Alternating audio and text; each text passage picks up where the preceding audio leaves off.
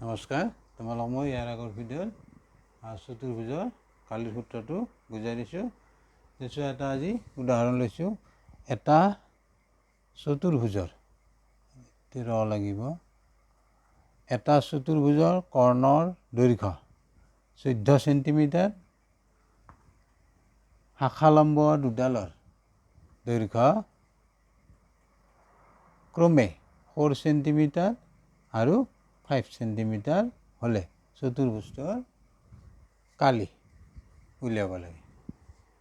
তেতিয়া চাবা আমি ধৰি লৈছোঁ কাৰণ ABCD চতুৰ্ভুজটোৰ ABCD চতুৰ্ভুজটোৰ BD কৰ্ণ আৰু শাখালম্ব এই দুডাল AP আৰু CQ।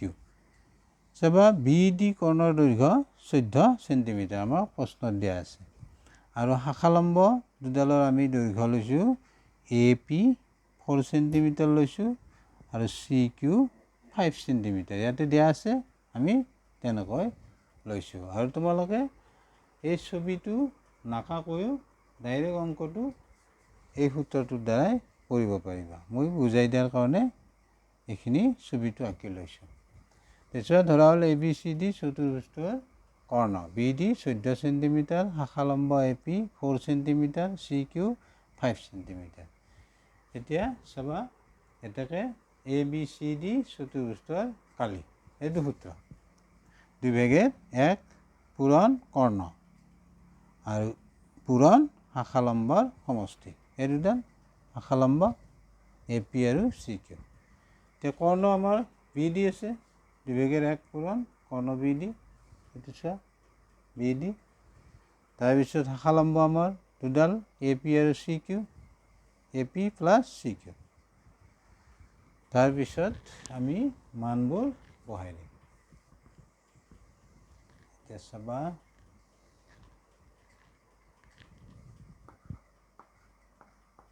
Half into BD 14 centimetre, AP 4 plus 5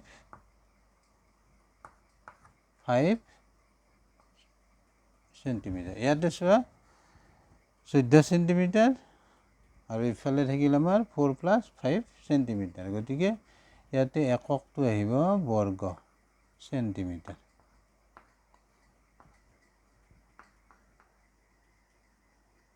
বৰ্গ চেণ্টিমিটাৰ। এইখিনি কৰিলে তুমি পাবা এইখিনি 2ৰে কাটিবা ইয়াক 7। তাৰপিছত কি থাকিলে 7 পূৰণ এইটো হ'ব 9, এইটো হ'ব বৰ্গ চেণ্টিমিটাৰ। এইখিনি পূৰণ কৰিবা